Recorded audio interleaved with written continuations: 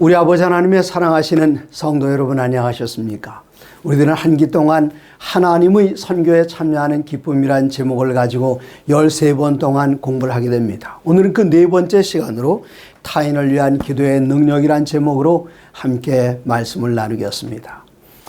예수님께서 승천하시고 제자들은 함께 모였습니다. 마가 요한의 다락방에 모여서 그들이 함께 기도드릴 때에 여기에 거룩하신 성령께서 역사하시게 되었고, 성령께서 임하실 때에 그들은 권능을 받고 나아가 전도할 때에 오순절날 하루 사도 베드로가 나가서 설교하고 거기에는 제자들이 함께 연합하게 될 때에 하루 만에 3,000명의 새로운 신자들이 생겼습니다.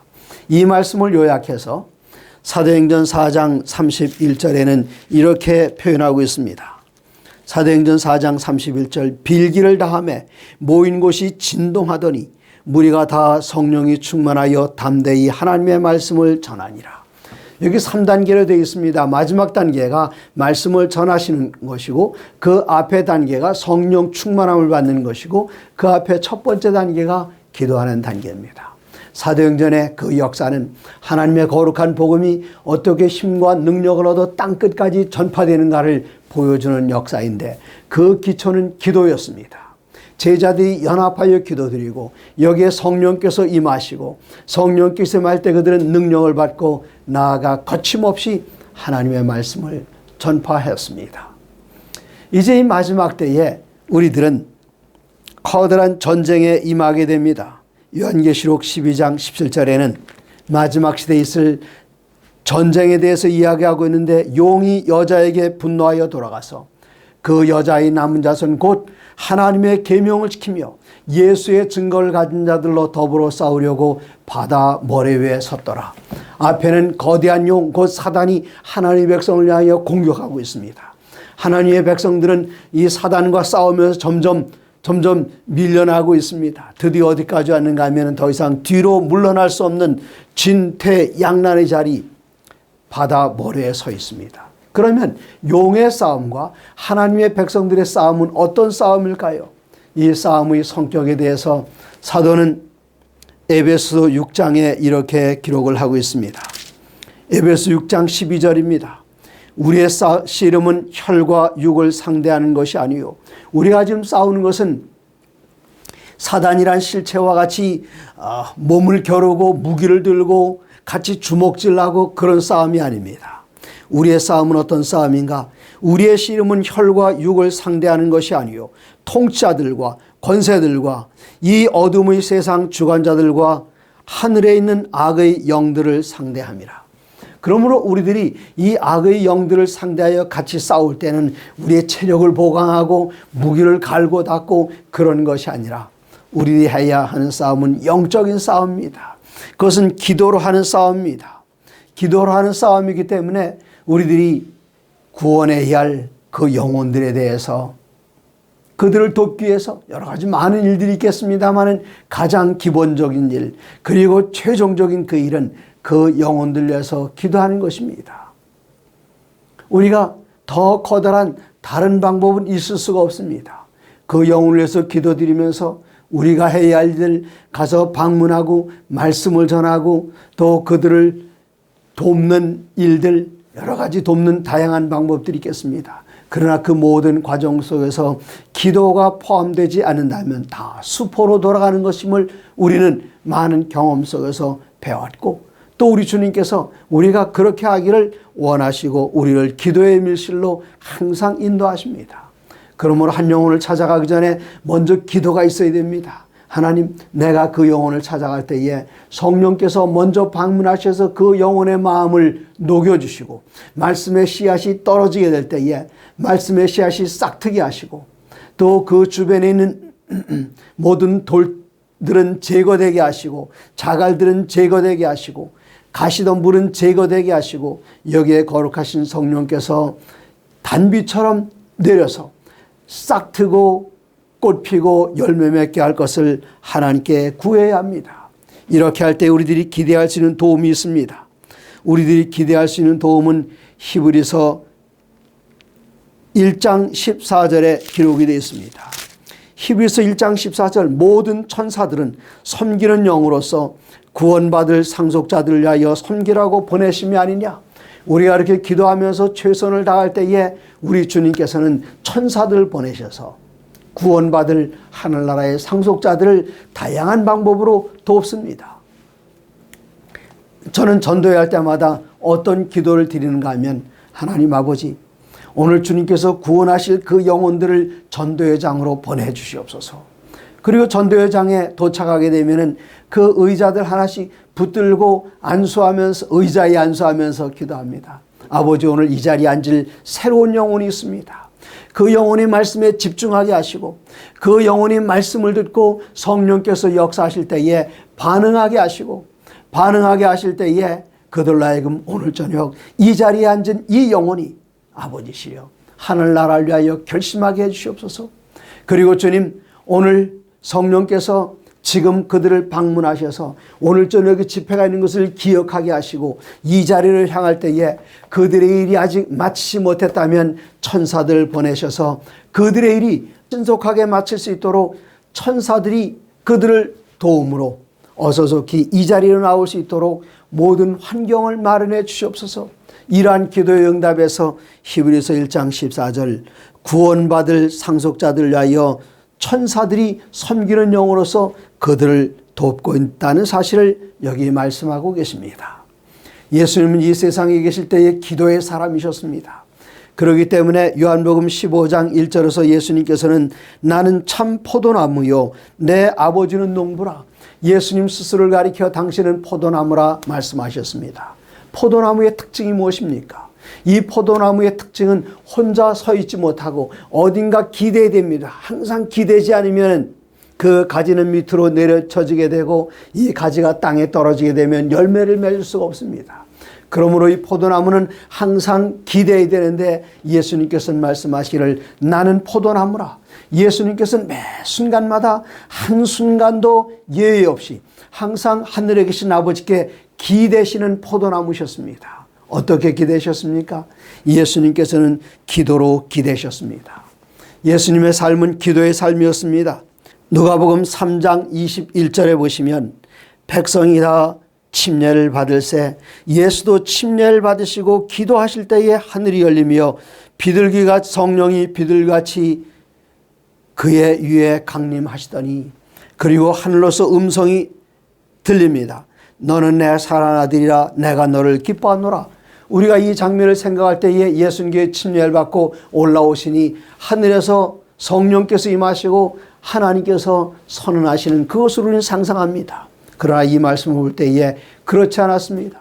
예수님께 침례를 받고 올라오신 다음에 무릎 꿇고 기도하셨습니다. 예수님께서 기도하실 때에 하늘이 열리며 성령이 비둘기 같은 형태로 그 이 위에 강림하시더니 하늘로부터 소리가 나기를 너는 내 사랑하는 아들이요 내 기뻐하는 자라. 언제요? 침례받고 기도하실 때에 이러한 일이 났습니다. 예수님의 삶은 기도의 연속이었습니다. 누가복음 5장 15절에 보시면은 예수님께서는 부지런히 환자들을 고치고 계십니다. 문둥병자를 고치시고요. 수많은 환자들이 몰려옵니다. 누가복음 5장 15절에 보시면은 예수의 소문이 더욱 퍼지며 수많은 무리가 말씀도 듣고 자기 병도 고침을 받고자 하여 모여오되 모여왔다. 그렇게 하는 것이 아니라 모여오고 있는 이 중에 모여오되 예수는 물러가사 한적한 곳에서 기도하시니라. 다시 하늘로부터 재충전을 받으셨습니다. 언제요? 가장 바쁘신 때 시간을 내셔서 물러나셔서 기도하셨다는 말씀입니다. 우리는 어떻게 해야 될까요? 예수님의 모본을 따라서 한가한 때 기도드리고 바쁜 때 일하는 것이 아니라 우리들은 한가한 때 기도드리고 바쁜 때 또 기도드려서 하늘로부터 새로운 능력을 끊임없이 공급받지 않는다면 우리들의 일은 성공하지 못하시게 될 것입니다. 누가복음 22장입니다. 여기에 예수님께서는 제자들을 위하여 기도하십니다. 당신 자신을 위하여 기도드리셨고 이제는 제자를 위하여 기도드리시는데 누가복음 22장 31절에 시몬아 시몬아 보라 사단이 너희를 밀가부르듯 하려고 요구하였으나 그러나 내가 너를 위하여 내 믿음이 떨어지지 않기를 기도하였노니 너는 돌이킨 후에 내 형제를 굳게 하라. 이런 말씀을 하실 때에 시몬 베드로는 이렇게 대답합니다. 그가 말하되 주여 내가 주와 함께 오게도 죽는 데에도 가기를 각오하였나이다. 이때 예수님께서는 베드로의 앞으로 일어날 일을 다 아십니다. 누가복음 22장 34절에 이르시되 베드로야 내가 네게 말하노니 오늘 닭 울기 전에 네가 3번 나를 모른다고 부인하리라 하시니라. 얼마나 마음 아픈 예언의 말씀이었습니까? 내가 닭 울기 전에 3번 나를 모른다고 부인하겠다. 이때 베드로는 건성으로 들었을지도 모르겠습니다. 그러나 여러분 여기에 그 이전에 예수님께서는 무엇을 하셨는가 하면은 시몬아 시몬아 사단이 너희를 밀가부르듯 하려고 요구하였으나 그러나 내가 너를 위하여 내 믿음이 떨어지지 않기를 기도하였노니 예수님께서는 당신 자신을 위하여 기도하셨고 제자들의 믿음을 위하여 기도하셨고 제자들의 승리를 위하여 기도드리셨습니다. 제자들만 위해서 기도드리신 것이 아니라 히브리서 7장 24절에는 예수는 영원히 계심으로 그 제사장 직분도 갈리지 아니하시느니라. 그러므로 예수님께서는 어떻게 하시는가? 그러므로 자기를 힘입어 하나님께 나아가는 자들을 온전히 구원하실 수 있으니 이는 그가 항상 살아계셔서 그들을 위하여 간구하십니다. 예수님께서는 지금도 살아계셔서 2000년 전 제자를 위하여 기도드리셨던 것처럼 2000년이 지난 지금도 우리 주님께서는 살아계셔서 이는 그가 항상 살아계셔서 그들을 위하여 간구하심이라 우리를 위하여 간구하십니다. 예수님께서 겟세마네 동산에서 드리신 그 기도는 무슨 기도였습니까? 요한복음 17장 20절에는 예수님의 기도에 대하여 이렇게 기록되어 있습니다. 요한복음 17장 20절입니다. 아버지시여 내가 지금 비옵는 것은 여기 있는 나의 제자 이 12 제자들만을 위함이 아니요 또 그들의 말로 말미암아 나를 믿는 사람들도 위함이니 2000년 전 겟세마네 동산에서 기도드리실 때에 제자들만을 위한 기도가 아니었습니다. 그들을 통해서 그리스도 예수를 개인의 구주로 영접할 그 사람들 위하여 기도드리셨는데 그때 드리신 그 기도에는 여러분과 제가 포함되어 있었습니다.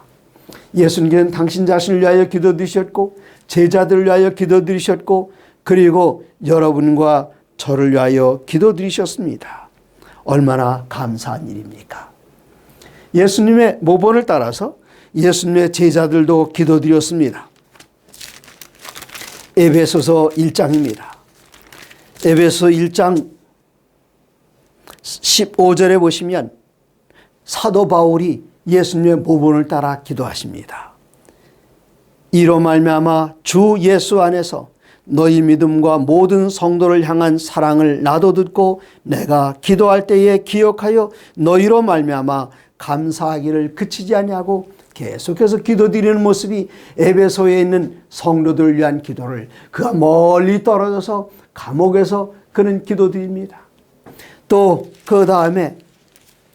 그 다음 책 빌립보서 1장에 보시면은 1장 3절입니다. 빌립보에 있는 성도들에게 보내는 편지입니다. 빌립보가 어떤 곳입니까? 사도 바울이 갇혔던 곳입니다. 사도행전 16장에 보면은 그가 빌립보에서 복음을 전하다가 매를 맞고 감옥에 갇혀서 많이 맞았습니다. 그가 밤중쯤 되어 모든 죄수들이 잠들었을 때에 빌립보 그 감옥 속에서 사도 바울은 조용히 일어나 함께 기도드리면서 하나님을 찬양했습니다. 그때 옥토가 흔들리면서 옥이 다 깨지고 죄수들은 다 풀려났을 그때에 간수가 일어나서 자기 자신을 헤아려 할 때에 네 몸을 상하지 말라. 그 모습에 너무나도 놀란 간수는 말하기를 선생들아 우리가 어찌하고 하거늘 사도행전 16장 31절 우리가 다 익히 잘 아는 그 말씀 주 예수를 믿으라 그리하면 너와 네 집이 구원을 얻으리라는 유명한 말씀을 남겼던 그곳이 바로 빌립보였는데 이 빌립보에 있는 성도들에게 그가 편지를 씁니다. 이 편지 쓸 때에 빌립보서 1장 3절에 그는 말하기를 내가 너희를 생각할 때마다 나의 하나님께 감사하며 간구할 때마다 너희 무리를 위하여 기쁨으로 항상 간구함은, 이것을 뭐라고 말하는가 하면 다른 이들을 위하여 기도드린 것을 우리들은 성경에서 도고라 그렇게 이야기합니다. 영어로는 intercessory prayer라고 이야기합니다. 중보의 기도, 도고. 지금 여기 사도 바울은 누구를 위하여 기도드리는가? 에베소 교인들을 위하여 기도드렸고 빌립보인은 교인들을 위하여 기도드렸습니다. 그렇게 기도드릴 때 과연 그 기도가 응답받을 수 있을 것인가? 확신합니다. 제가 아직 그리스도 예수께서 누군지 알지 못했을 때에 저희 할머니께서는 저를 위하여 항상 기도드리셨습니다. 어느 날 제가 새벽에 학교로 가는 그 길에 조용히 옆에서 옆방에서 기도드리는 소리가 들려서 들어보니 할머니께서 하늘에 계신 아버지, 우리 둘째 손자 정영이 예수 믿게 해주시옵소서. 제가 이렇게 오늘 설교할 수 있는 것은 예수를 믿기 때문입니다. 그리고 할머니는 그 다음에 또 들어보니까 뭐라고 기도드리시는가 하면 둘째 손자가 예수 믿고 목사 되게 해달라고요. 제가 오늘 이렇게 말씀을 증거하는 것은 할머니께서 돌아가시기 전에 저를 위해서 기도드렸는데 할머니께서 돌아가신 그 후에 저는 그리스도 예수를 개인의 구주로 영접했고 여러 해가 지난 다음에 목사가 되어 설교하고 있습니다. 할머니의 중보의 기도가 응답받은 것입니다. 2009년이었습니다. 제가 일하고 있는 이 지회의 연례회의 때에 대청에서 부회장 한 분이 오셨습니다. 제가 그분을 안내하면서 저희 지회는 선교 박물관으로 안내하고 있을 때에 그 목사님께서는 권 목사 잠깐만 하시더니 제 손을 붙들고 하나님께, 이 지혜를 인도하시는 하나님께 감사의 기도를 드렸습니다. 제가 깊은 감동을 받았습니다. 그리고 이 지혜 열회가 마치는 그 중간에 안식일에 이 목사님께서 설교를 하시게 되었기 때문에 그 전날 금요일 저녁에 저는 지회장님으로부터 이 목사님을 위해 통역하라는 요청을 받고 밤늦은 시간에 목사님을 찾아갔습니다. 목사님, 제가 내일 통역하게 되었습니다. 어떤 내용으로 말씀하시나요? 혹시 원고가 있습니까? 없다고 대답하셨습니다. 혹시 그 요약, 강목, 서먼 아웃라인이 있습니까? 그것도 없다고 하셨습니다. 그럼 혹시 어떤 말씀을 인용하실 말씀이 있으십니까? 품에서 정로의 계단을 꺼내시더니 요 문장을 인용하시겠다 하셨습니다. 그래서 제가 그분을 떠내라고 할 때에 권 목사, 우리 잠깐 기도합시다. 어제 저를 붙들고 기도하셨는데 오늘 또 기도하시겠다는 겁니다. 전 깊은 감동을 받아서 이때 제 기도의 제목을 목사님께 말씀드렸습니다. 목사님, 제가 특별한 기도의 제목이 있습니다. 저에게는 두 아들이 있습니다. 둘 다 신학생입니다. 하나는 지금 앤드류스 공부하고 있고 또 하나는 지금 군대에 가 있습니다. 이 두 아이들이 목사가 되기를 저는 간절히 원하는데 요즘 아이들이 마음 가운데 어떤 부담을 갖고 있는 것 같습니다. 미국에서 공부하고 한국에 오면 곧장 시험을 볼 수 있는 것도 아니고 이 아이들이 다시 대학에 들어가서 삼육대학교에 가서 수업을 해야 됩니다. 그래서 아이들이 지금 방황하고 있습니다. 그리고 작은 아들, 이 큰 아들은 군대에 있을 때에 카츠샤로 미군 부대에 근무를 하면서 그 부대장에 통역을 하고 있었습니다. 내 둘째 아들도 한국군에서 근무를 하면서 통역병으로 분류되어서 사령관의 통역병이었습니다. 근데 학교를 이미 거의 다 졸업하고 대학원을 진학해야 되는데 어느 날 이 아이가 제 아내에게 말하기를, 어머니, 제가 학교 졸업한다면 동시 통역사가 됐으면 하는데요. 전 그날 저녁에 그 얘기를 들으면 깜짝 놀랐습니다. 이 두 아이들이 아버지의 뒤를 이어서 말씀을 증거하는 목사가 되기를 위하여 기도드렸는데 동시 통역사 되다니 이게 웬 말입니까? 동시 통역사들이 어떤 사람입니까? 돈은 잘 벌 수 있을지 모릅니다. 그러나 어떤 사람이 이야기할 때 그 사람이 말하는 것이 거짓말이라는 것을 내가 알지라도 통역은 그 사람의 말에 정직하게 그대로 통역을 해야 되기 때문에 거짓말인 줄 알면서 통역을 해야 됩니다. 하나님, 제 마음 가운데 깊은 부담을 가지고 아이에게 뭐라고 말하진 않았지만 아내와 함께 열심히 기도드렸습니다. 제가 그 목사님께 목사님, 제 두 아이들이 꼭 목회의 길을 갈 수 있도록 기도드려 주십시오. 지금 좀 방황하는 것 같습니다. 그 목사님께 저희 두 아들을 위해서 간절히 기도드려 주셨습니다. 그리고 이 모든 모임이 다 끝나고 이분이 다시 대총회로 돌아가시는데 가기 전에 대총회에서 같이 왔던 후안 프레스톨 목사님, 이분을 부르시던 후안, 여기 권 목사가 기도드릴 제목이 있다는데 같이 기도드립시다 하고는 우리 두 아이를 위해서 기도드리셨습니다. 그리고 이분이 대총회로 가셨습니다. 그리고 한 3주 정도 지났습니다. 3주 좀 더 지났던 것 같습니다. 이분이 제게 이메일을 보내셨어요. 전 세계의 사업을 관심 가지고 일하시는 이분이 엄청나게 바쁘신 분임에도 불구하고 제게 이메일을 보내서 뭐라고 쓰셨는가 하면, 권 목사님, 아이들에게 어떤 변화가 있습니까? 제가 목사님의 두 아드님을 위해서 기도드리고 있습니다. 제가 깊은 감동을 받았습니다. 그런데 바로 그 전주에 아내가 제게 이야기했습니다. 작은 아이가 휴가를 왔는데 휴가 나온 동안에 아이의 옷을 사주기 위해서 백화점에 갔습니다. 그랬더니 그 아이가 하는 말이, 어머니, 미시간에선 이런 옷이 필요 없어요. 제가 그 이야기를 전해 듣고 깜짝 놀랐습니다. 미시간이 무엇입니까? 미시간은 어디인가 하면은 우리 제7난식일 예수 재림교회에 신학대학원이 있는 곳입니다.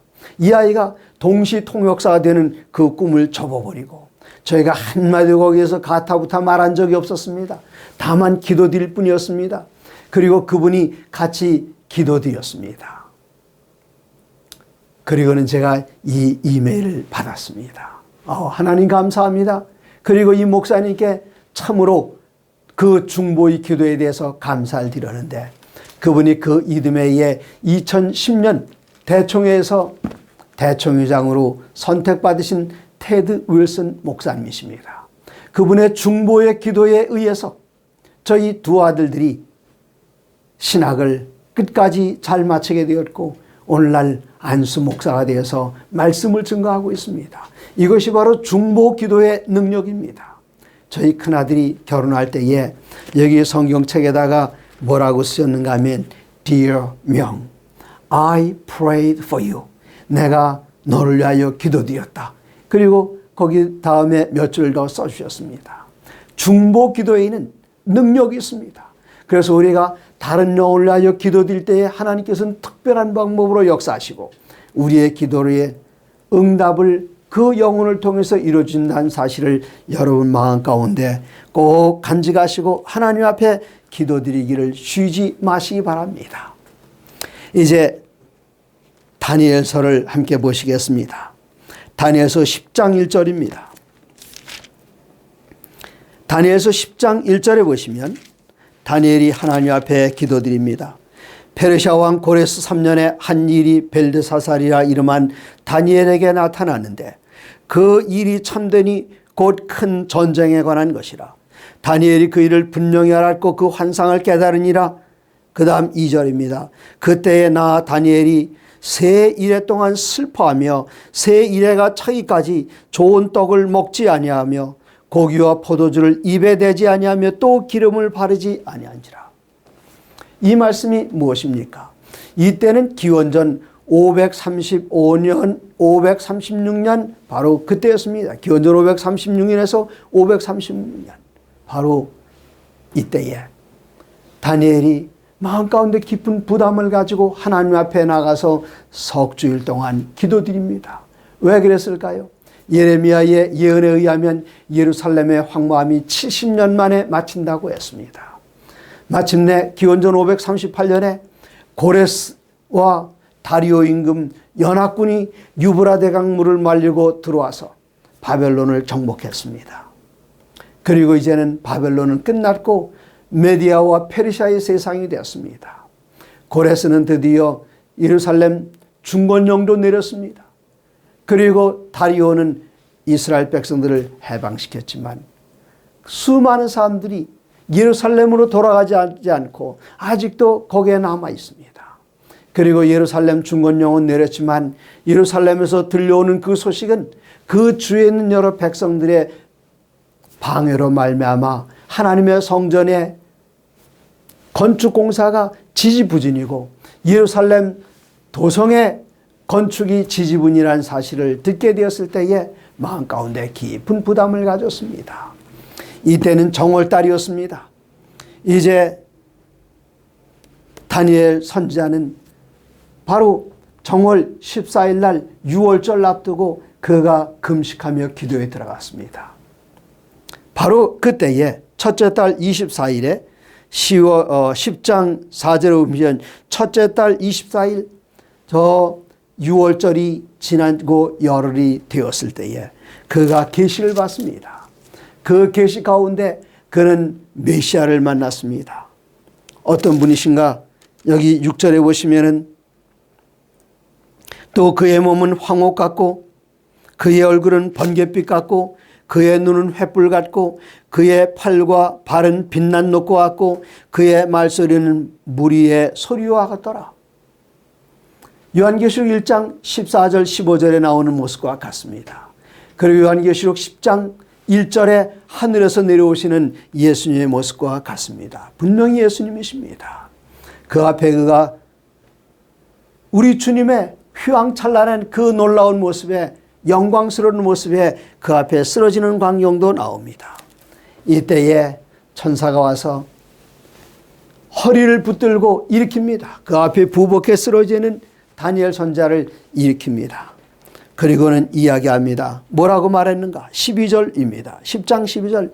그가 내게 이르되 다니엘아 두려워하지 말라. 이렇게 신나는 말씀이 있습니까? 두려워하지 마라. 정말 신나는 말입니다. 두려워하지 마라. 요즘같이 두려움이 온 세상을 팽배하고 있는 이때 말입니다.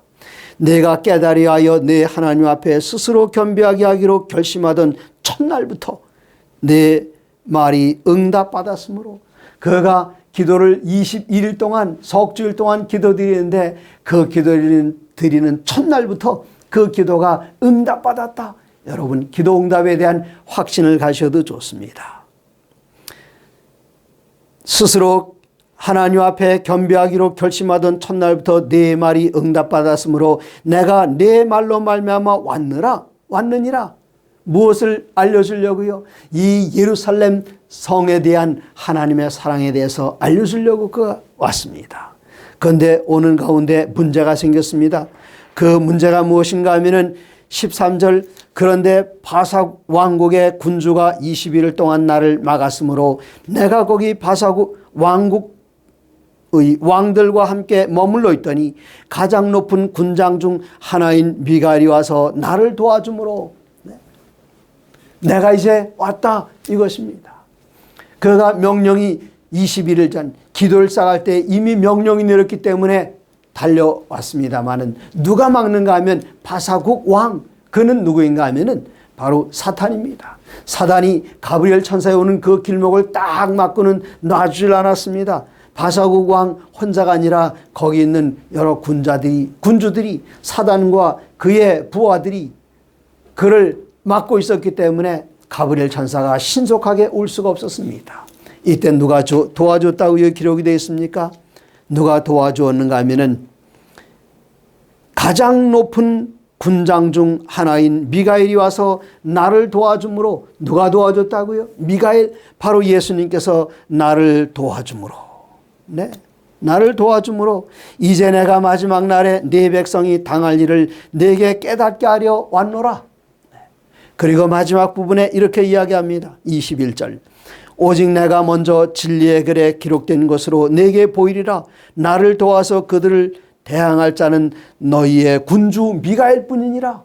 바로 미가엘 우리를 대신하여 싸우시는 예수님 한 분 그분밖에 없다고 이야기했습니다.